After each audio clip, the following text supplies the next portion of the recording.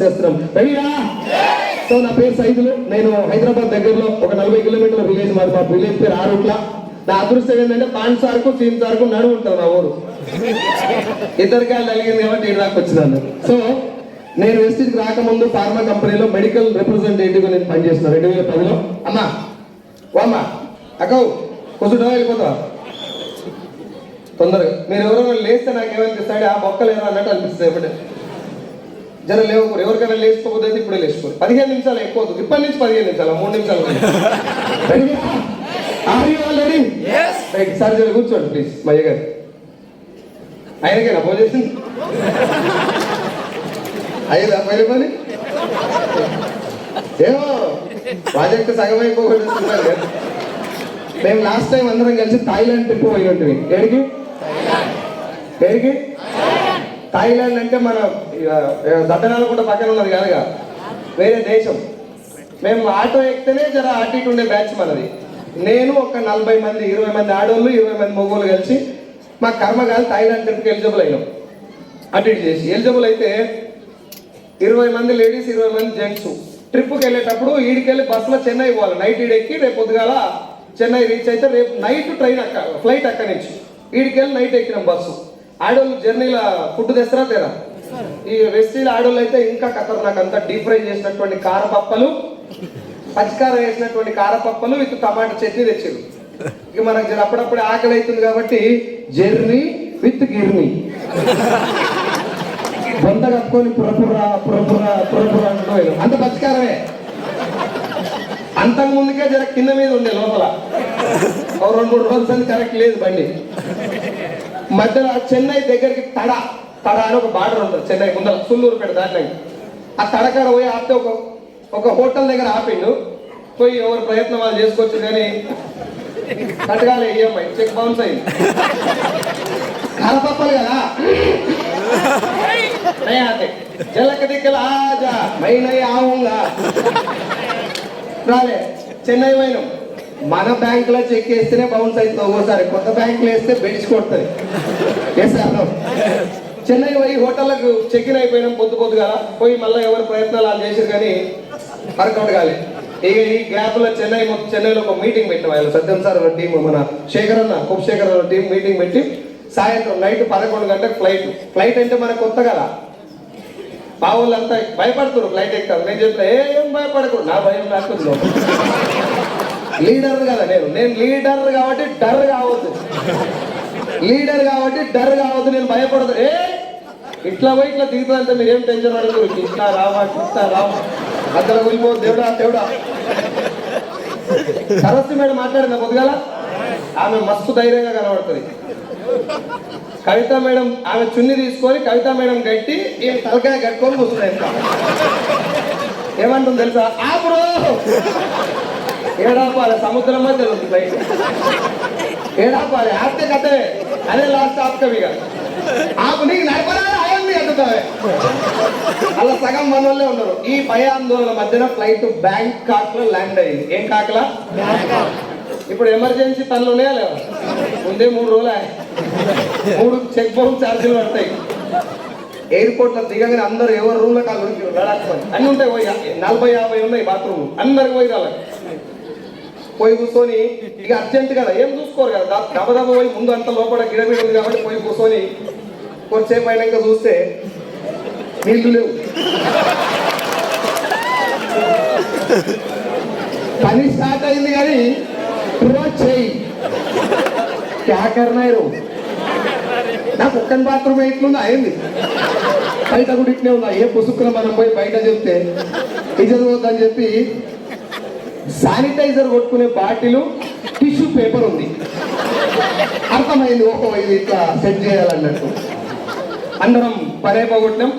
మాకు కోచ్ ఉంటుంది కదా, మాకు ఏమంటారు గైడ్ ఆమె పేరేం పేరు ఉంటుంది, జెన్నీ మా యాడ్సరాని గర్ల్ ఫ్రెండ్. ఆమె బస్సులో ఇటు డ్రైవర్ అటు మళ్ళీ ఉండు, మేమందరం ఇటు మళ్ళీ ఉన్నాం. ఈమె ఇటు మళ్ళీ నిలబడి మాట్లాడుతుంది. ఏ కర్నా we should do this, passport లేకపోతే ఇరగదంచుతారు ఏదో చెప్తుంది. ఆమె మాకు చెప్తుంది కాబట్టి నిలబడి చెప్తుంది. ఇన్నోళ్ళు కూడా నిలబడే ఇంటూ ఎవరు సీట్లలో కూర్చుంటలేదు.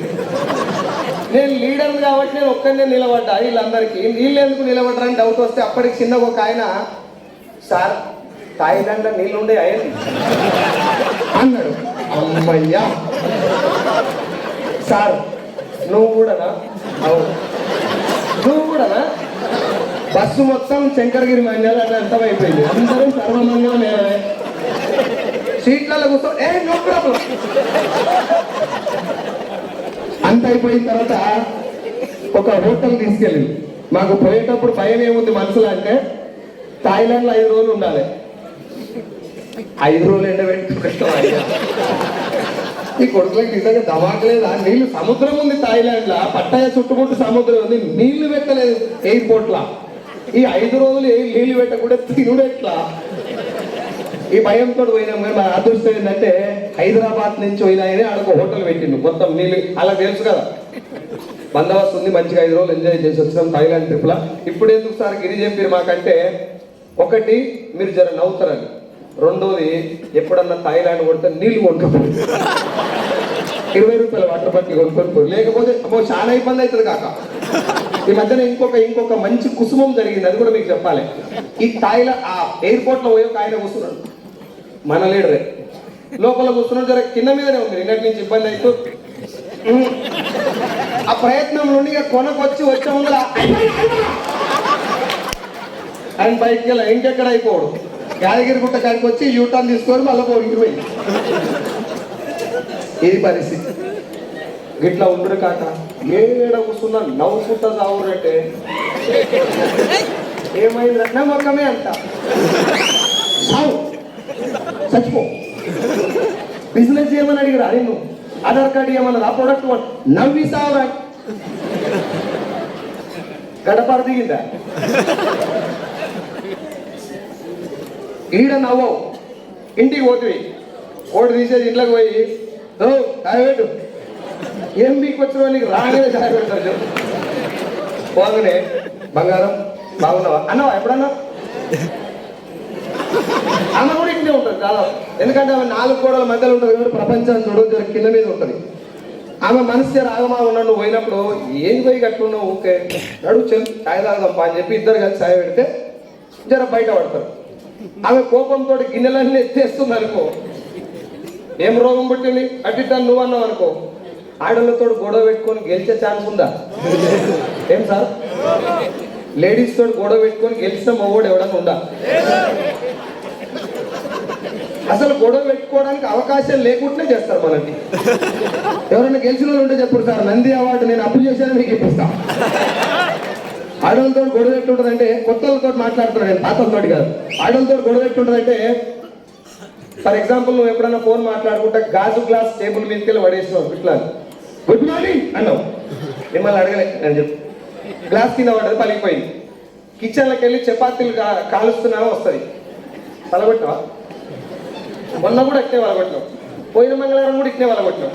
అంత ఇవన్నీ మొత్తం చెప్పి నీ బతికే ఇంత, నీ కందానే ఇంత, నీ అమ్మ నాయనే ఇంత, నీ సత్తమే ఇంత, నీ పుట్టుకే ఇంత, ఏమన్నా తిడదామని తోలాడుకునే లోపు నీ బతుకు మీద విరక్తి మొదలుపెడుతుంది. పీకేదేం లేక బాత్రూమ్ పోయి డోర్ పెట్టుకొని నేను గిలాస వలగొట్టి ఇంత పాపం తెచ్చిన, నేను వలగొట్టేది గిలాసనే కదా. హోటల్లో వలగొట్టిన తెలిసేపు గిన్నెలు పంపించి చూకుంటారు, కానీ ఇంత తలుపుకుందేమో నాకు అనిపించి ఏమన్నా అననీక రాక దేవునికి దండం పెడతాం. దేవుడా దేవుడా నీకు కూడా భార్య ఉంటుంది కాబట్టి నా బాధ అర్థమైంది అనుకుంటున్నా. నేను గిలాస వలగొడితే నా పిల్లం నన్ను ఇరుగమరుగ దంచకాడికి వచ్చింది. ఎప్పుడన్నా అది కూడా వలగొడతా చూడు, నేనేందో చూపిస్తా అని దేవుని దండం పెట్టిన. దేవుడు కూడా మొగాయనే కాబట్టి ఆయన కూడా ఏగిన మధ్యలే కాబట్టి తదాస్తు అన్నాడు ఒకసారి. 2 రోజుల తర్వాత ఆ మేడం కూడా గిలాస వలగొట్టింది. ఇక బెడ్రూమ్లోకి వెళ్ళి లుంగి పైకెత్తుకొని ఆయన వచ్చి ఏమన్నా అందా వలసకి గీడెందుకు పెట్టిన వాళ్ళు మళ్ళీ ఇంకేమంటావు? ఏం చేయలేవు కదా. అందుకే ఏం చేయకుండా ఆమె ఏం తిట్టినా పర్లేదు, ఏమన్నా తిట్టండి, జైల్లో చేయవేసుకొని బంగారం ఐ లవ్ యూ ఓ జనందత్తుడా తిడుతున్నాడు. నువ్వు తిట్టే, నువ్వు ఎంత తింటే అంత అందంగా ఉన్నావు. నువ్వు తిట్టే కొద్ది నీ బుగ్గలు ఎర్రగా అవుతున్నాయి. ఏమో నీ హెయిర్ స్టైల్ నాకు చాలా ఇష్టం అను, హెయిర్ లేని వాళ్ళతో అనేది. తిరుపతి పోయి గుండు పట్టించుకున్నావు కూడా ఏ స్టైల్ బాగుందంటే నీకు ఉల్టా మలుగుతుంది కాక మధ్యలో. ఒక 4-5 గణేట్లే ఏన్నో కానబడతారు. ఎసారనో గీంత దానికోసం కోర్టు మెట్ట దాకా పోతారు. నా మెత్తల కంట పెట్టింది ఇది మెత్తల విడాకుల దాకా పోయింది కాక. జైలు నేను చెప్తున్నా కదా, బెల్లం తోటి ఏం మీకలు నువ్వేం చేయలేవు. ఇప్పుడు పిలిచి కదా, పూలేసి దండేసి తోపు తురుము తుపాకీ లేతురుగా. నేను ఇంటికి పోతప్పుడు షూజ్ ఇడిసి సాక్షులు ఆడబెట్టి గల్వ లోపలికి వెళ్తేప్పుడు అనుకుంటా, సైదుల్ సార్ బయట తోపు బయట టైగరు, ఇంట్లో కూడా టైగరే కానీ టైగర్ మీద అమ్మవారు. Very very careful.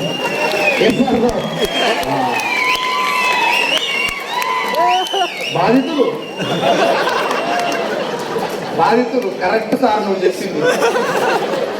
నీకెట్లా ఎట్లా సార్ అంటే నాది కూడా కరెక్టే కదా.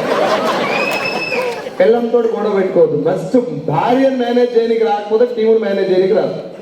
సార్ ఈ టీం దగ్గరకు వచ్చి 1 year ఇంటికాడికి పోయి చాయ్ పట్టేసిన చాయ్ నేనేనా ఇట్లనే ఉండాలి సార్, ఏం కాదు. నువ్వు ఆడికి ఈడి కూడా 1 year 1 lakh ఆడిపోయి 1 year 1 lakh అంటే వంగబెట్టి 4 కప్పులు ఇస్తాను. నేను తీసిడి పోసిడి ముందు ఉల్లిగడ్డలు పోయి. Keep always smile. ముఖం మీద చిరునవ్వు లేకపోతే ఆయన నువ్వు చచ్చిపోయినట్టు.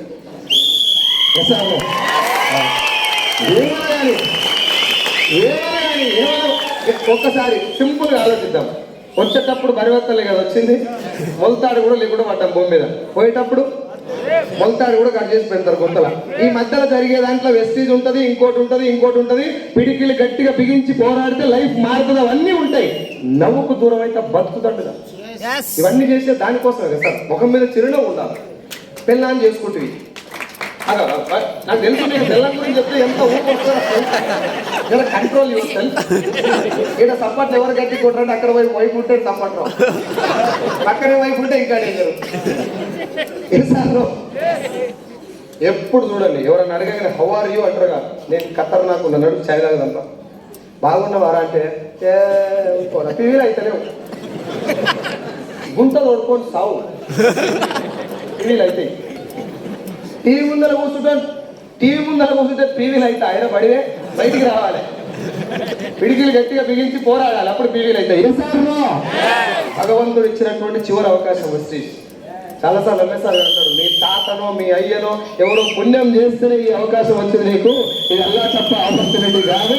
దీన్ని పిడికిలు గట్టిగా బిగించి పోరాడితే జీవితం మారుతుంది. First as a man, as a human being, ఒక మనిషిగా నవ్వుడు అలవాటు చేసుకోవాలి. ఫేస్ మీద చిరునవ్వు అంటించుకోవాలి. అవతల వచ్చి మాట్లాడగానే మీరు చూడండి, బా వీడు వస్తే ఏదో పెళ్లికాడు చూడండి, వీడు వస్తే చాలరా కలకలకలకల ఉంటారా మొత్తం అంతా. వస్తే కథం ఏం పెట్టకున్నా కానీ ఈ ముఖం చూస్తే ఇంకో 4 రోజులు బతకపోతే ఎట్లా అంటున్నారు. ఇంకో ఆలయం వెళ్తున్నా కానీ అరే ఎక్కడి గారు చెప్పుకోరు ఏమైందిరా ఏ ఆడు చంపుతారా ఆయన అప్పులన్నీ మనకు చెప్తాడు. పోనీ నీ బాధలు బయట చెప్తే తీరే ఛాన్స్ ఏమైనా ఉందా తల్లి? అమ్మా ఉందా? మా హస్బెండ్ మంచోడు కాడని నువ్వు పక్కింటామని చెప్పినావు అనుకో, లోపు అవుతావా రెస్పెక్ట్ వస్తుందా? కానీ మన దరిద్రం ఏంటంటే మన లోపల ఉన్న పొక్కలని బయట అని చెప్తాం. హస్బెండ్ మంచోడు కాకపోతే వంగబెట్టి 4 గుర్తు, కానీ వేరే వాళ్ళకి చెప్పదు. ఎస్ఆర్ పిల్లం మంచిది కాదా, డోర్ పెట్టి కాలు పట్టుకో, వంగబెట్టి కుద్దామంటే అనుకున్నావు. నేను ట్రై చేసినా కానీ వర్కౌట్ కాలేదు సార్. 2వ వర్కౌట్ అయింది, ఏది ఫస్ట్ది వర్కౌట్ అయింది. ఏది ముందలు తీసుకుంటే ఆ దారిలో వెళ్ళాలి. ఎస్ఆర్నో ఆడాము నీకెంతుంటే మొగోని నాకెంతున్నా ఏముంది నీకు? ఇంత గోలి డికాషన్ వేస్తే పుట్టుకు అంటావు కాదా?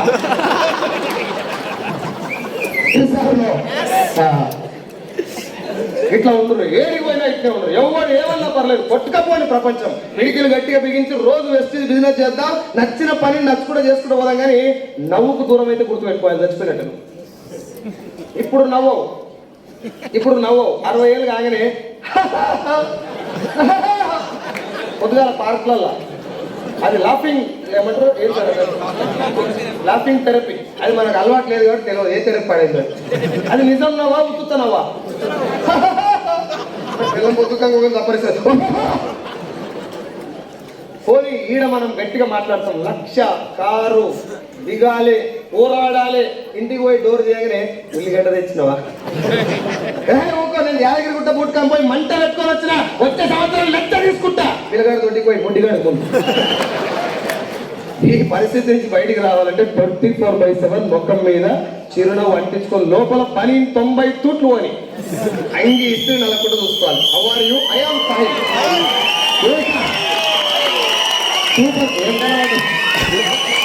Thank you. నేను డైరెక్ట్ బిజినెస్ గురించి మాట్లాడతా. డైరెక్ట్ సెల్లింగ్ లో ఇప్పటికి జనాలకి చాలా మందికి అర్థం కానటువంటి పాయింట్ ఏంటంటే బిజినెస్ ఏందో తెలియదు. బిజినెస్ ఏందో తెలియక నువ్వు ఎన్ని మోటివేట్ చేయి, ఎంత ఖతర్నాక్ చెప్పు, ఏది ప్రోడక్ట్ అన్నా బాగుండదు, ఎట్లా చేయాలో అర్థం కానప్పుడు ఇది ఏందో తెలియనప్పుడు ఎట్ట చేస్తావు? ఏం చూస్తారు జనాలు అంటే నీకు ఎంత వస్తుంది, నాకు లక్ష వస్తుంది, నన్ను కూడా వేసుకో నీ కింద. నన్ను అడిగింది ఒక ఆయన అట్లే, నాకు కింద జాగలేదని చెప్పాను నేను. కింద వేసుకుంటూ వస్తే 60 పైసలు. ఆ ఊళ్ళో గ్రామ పంచాయతీలో పోరగాడు ఉంటాడు, నా క్లాస్మేట్. వానికి పోయి నాకు కర్మ కాదు ప్లాన్ చెప్పిన ఒకరోజు. అటగంట సేపు విన్నాడు. మొత్తం విన్నాక ఏముందిరా ఇలా జాయిన్ చేస్తుడే కదా అన్నాడు. నాకు కర్మ కాదు, నా దరిద్రం నెత్తి మీద బుధభావాన్ని గిట్ట కూర్చుండే వాళ్ళ మధ్య పైన గంటేరా అన్న. అట్లా అనొద్దు, నేను లెక్కకైతే కానీ అదే అన్న. తెల్లారినాక చూస్తే ఆయన కింద 60 మంది జాయిన్ అయ్యారు. ఎంతమంది?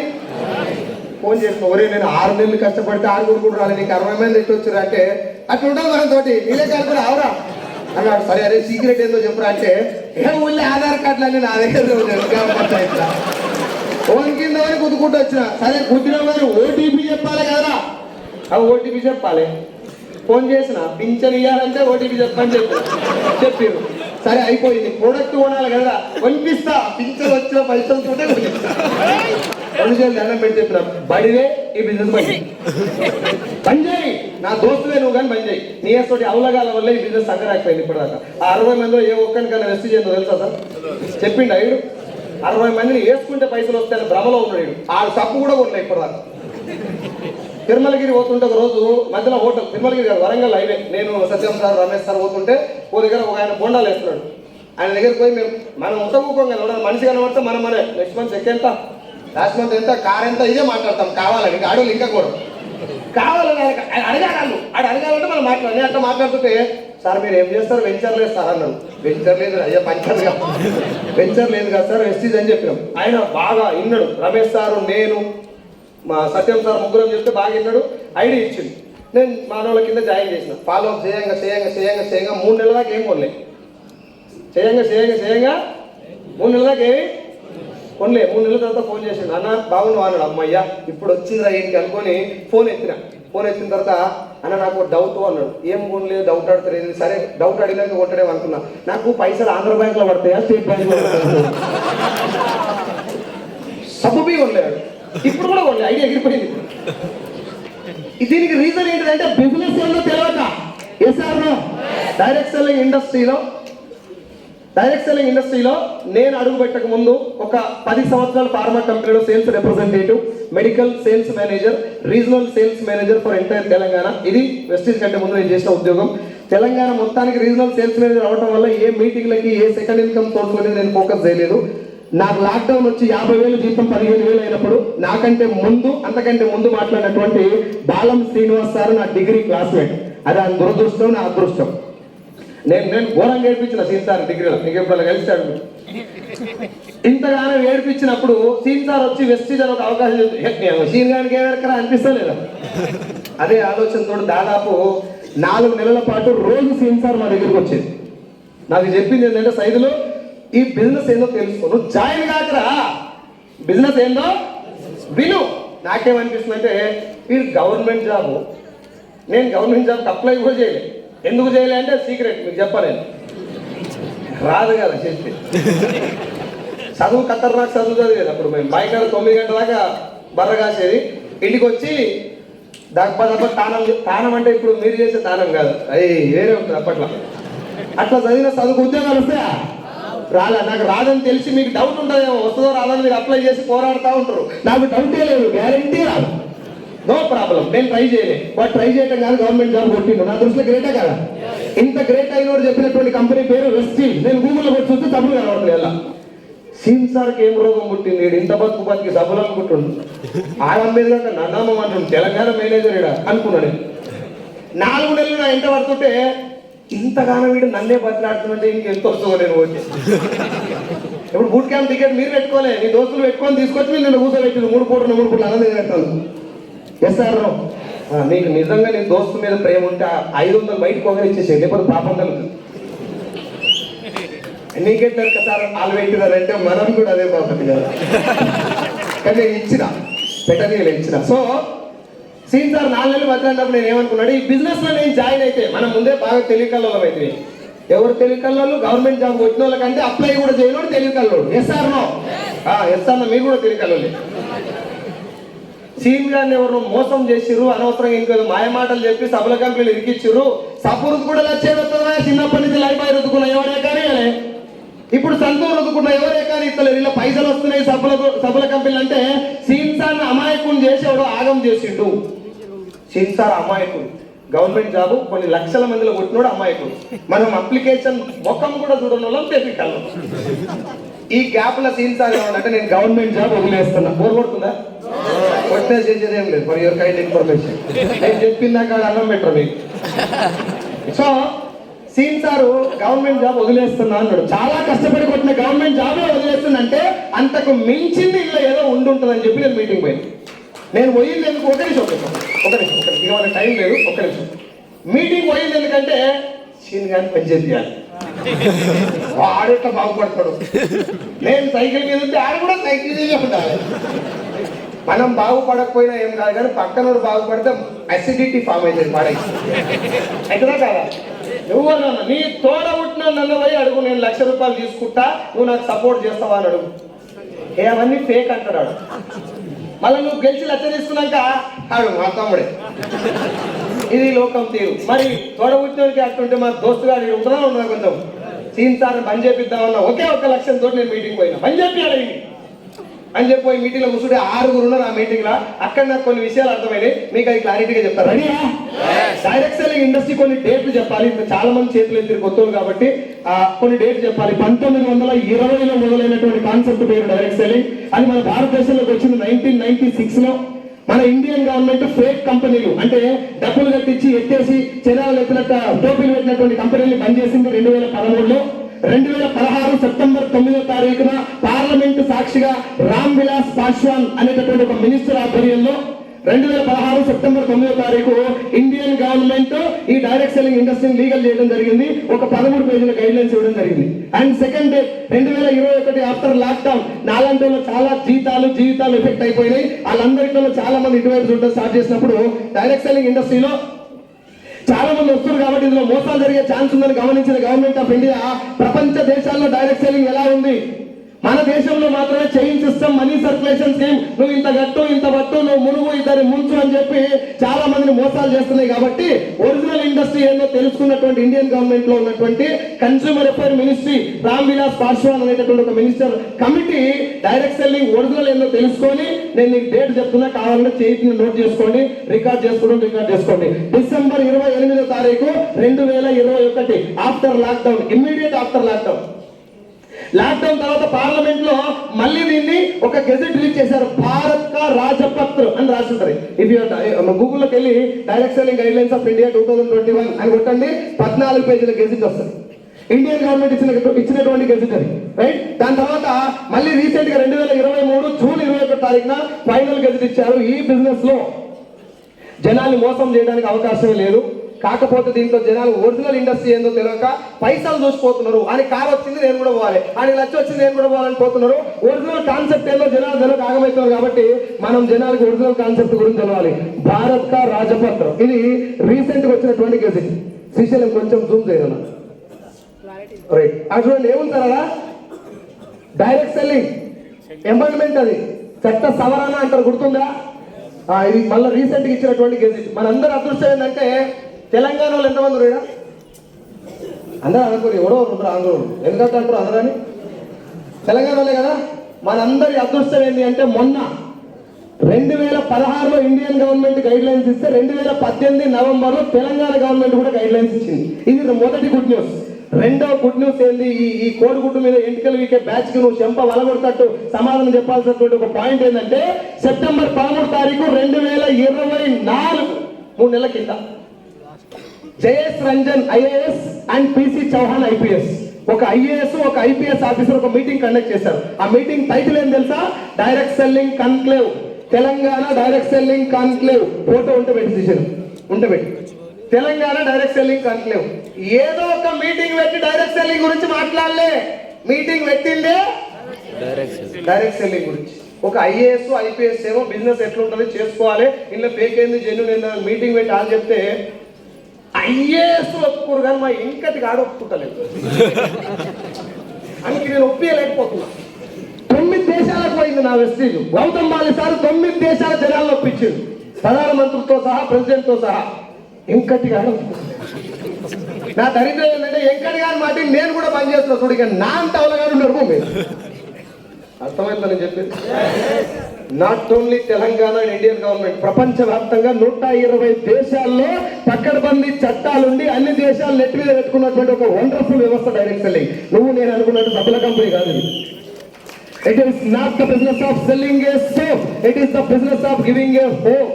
జనాలకు ఒక ధైర్యాన్ని ఇస్తున్నాం మనం. నేను ఆరోగ్యంగా ఉన్నా, ఈ ప్రొడక్ట్ వాడుకొని నేను బాగున్నా అనే భరోసా వాళ్ళకి ఇచ్చి వాళ్ళు కూడా బాగుండటానికి హెల్ప్ చేస్తున్నాం మనం. నేను డబ్బు తీసుకున్నా, నేను ఫైనాన్షియల్ గా బాగున్నా, నువ్వు కూడా ఫైనాన్షియల్ గా బాగుండాలని ఒక భరోసా ఇస్తున్నాం. So it is not the business of selling A soap, it is the business of giving a hope. ఒక ధైర్యాన్ని ఇస్తున్నాం జనాలకి. ఎంత ఖతర్నాక్ బిజినెస్ తెలుసా ఇది? మీరు ఎక్కడన్నా గ్రామ పంచాయతీలో ఒక 20 మంది వార్డు మెంబర్ తోటి సర్పంచ్ మీటింగ్ పెడితే అల్ల కళ్ళలమై బల్లలు వలిగిపోతాయి. 2500 మంది ఇలా కూర్చొని మీటింగ్ పెడుతుంటే ఆయం వచ్చి మాట్లాడగలి కండక్ట్ చేస్తున్నది ఎంత సిస్టమేటిక్ చేస్తారో ఒకసారి అర్థం చేసుకోండి.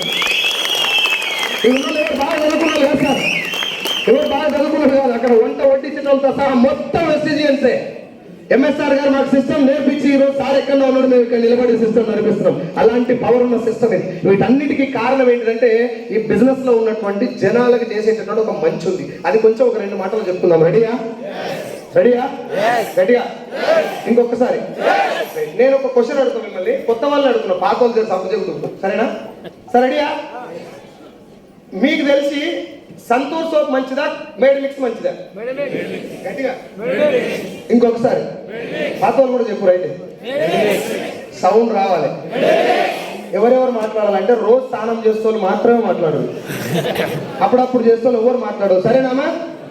అందరు చెప్తున్నా, రోజు డైలీ స్నానం చేస్తూ మాట్లాడు. సంతూర్ మంచిదా, మేడ్ మిక్సా? సౌండ్ పెరిగింది, నో ప్రాబ్లం, ఇబ్బంది ఏం లేదు. ఇగో ఇది meeting Telangana direct selling conclave. జర జూమ్ చేయను ఆయన, ఆ మూలకున్న కంపెనీ పేరు చూపెట్టు. అక్కడ లాస్ట్ లో ఏం కంపెనీ సార్ అది?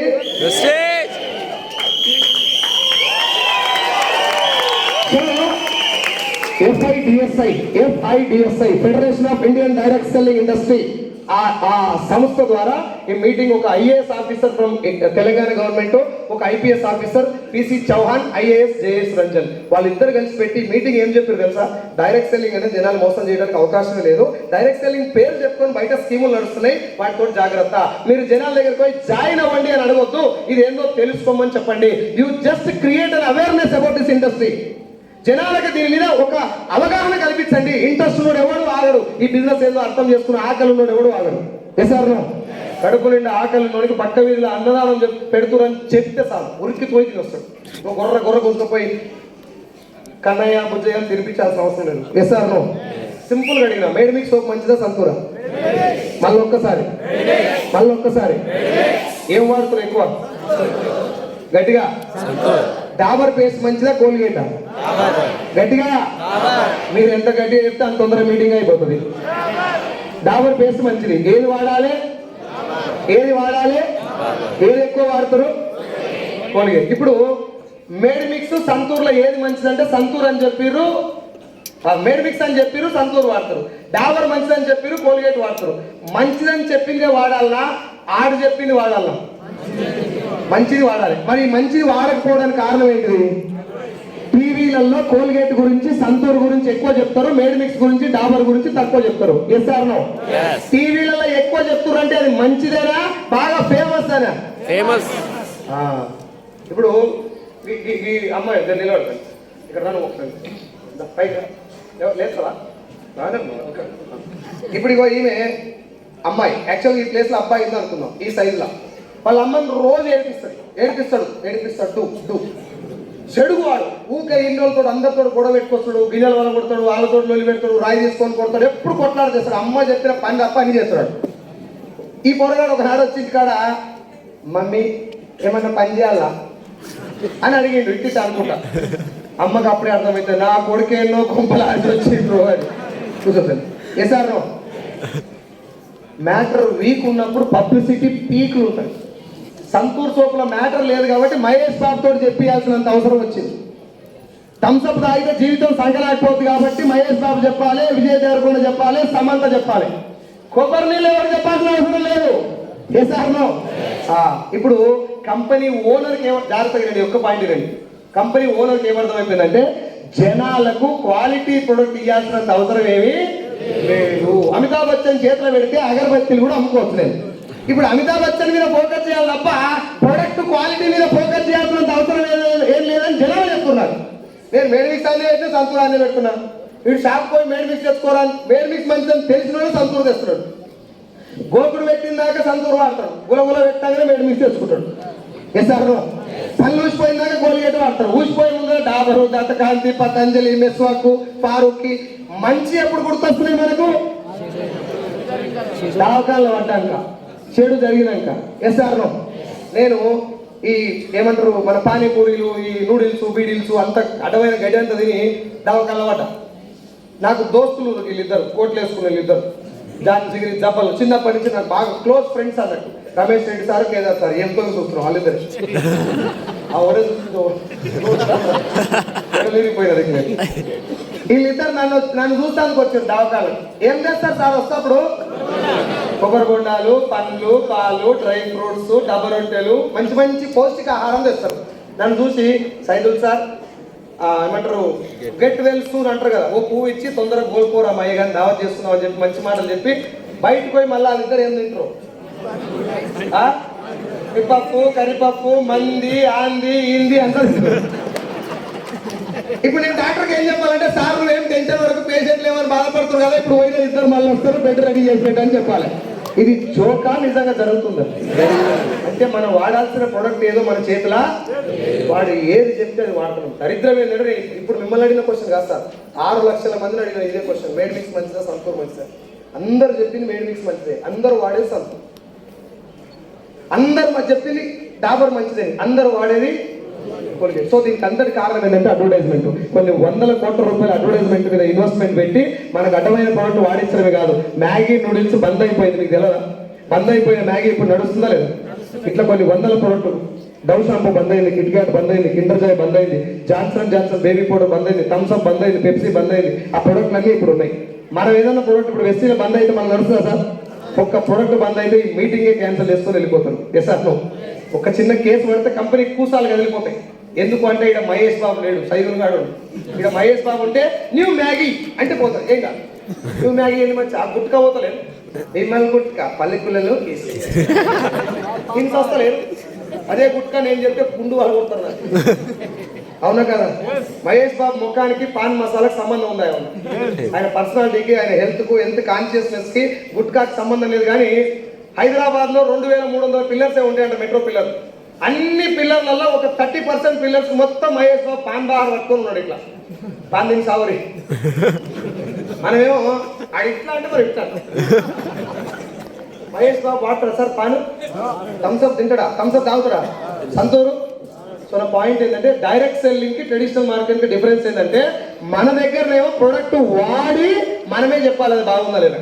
మహేష్ బాబు థమ్స్అప్ తాగకుండా నీతో తాగిపిస్తుడు, మంచి తాగిపిస్తుడు, మందిని ముంచేది కూడా తాగిపిస్తుడు. నువ్వేమో బయటకు వచ్చి కాలం ఖరాబ్ అయిపోయింది, అందుకే రోగాలు వస్తున్నాయి. నిజంగా చెప్పు, కాలం ఖరాబ్ అయిందా? మనం తినే ఫుడ్ ఖరాబ్ అయిందా? సరే, ఏదన్నా భూమి మీద ఒక వస్తువు, తిండి, తాగుడు ఏదన్నా కానీ అది మంచిదని ఎవరు చెప్పాలి? ఎవరు సార్? తాళ్ళకి పోయినప్పుడు అడుగుతావు, కాకా ఏ చెట్టు గంచి ఉంటుందే అడుగుతున్నా లేదా? ఏ నూనె మంచిగా ఉంటుందని అడిగినవా? ఏ నూనె బాగుంటుందని ఎప్పుడన్నా అడిగినవా? ఏ సోపు వాడితే చర్మం మీద వ్యాధులు రాకుండా ఉంటాయని అడిగినవా? చచ్చిపోయినాక ఒంట్ల మన ఏమంటారు మూడలో పోతున్నాడు పోయాలి కుకింగ్ ఆయిల్ కడుపులా అడిగినా సార్ ఎప్పుడన్నా? 14 ఏళ్ళకి పెద్ద మనిషి అవ్వాల్సిన ఆడపిల్ల 9 ఏళ్ళకి మెచ్యూర్ అవడంలో నూనె పాత్ర ఉంది, ఉందా లేదా? అట్లాంటి డేంజరస్ జోన్ లో ఉన్నటువంటి నూనెను కూడా ఏ రోజు సెలెక్ట్ చేయరు, కానీ వాచ్ సెలెక్ట్ చేస్తారు, స్టిక్కర్ సెలెక్ట్ చేస్తారు, ఏతులకు పెట్టే పర్సు సెలెక్ట్ చేస్తారు, పైసలు లేకుండా పెట్టే పర్సు, పైన చూసుకోకుండా పెట్టే బెల్ట్ సెలెక్ట్ చేస్తారు, ఫోన్ వెనక పౌచ్ సెలెక్ట్ చేస్తారు, నెత్తిలో పెట్టే టోపీ సెలెక్ట్ చేస్తారు, ఇప్పటిదాకా మనం చల్లుకున్న పూలు కూడా సెలెక్ట్ చేసి తెస్తారు.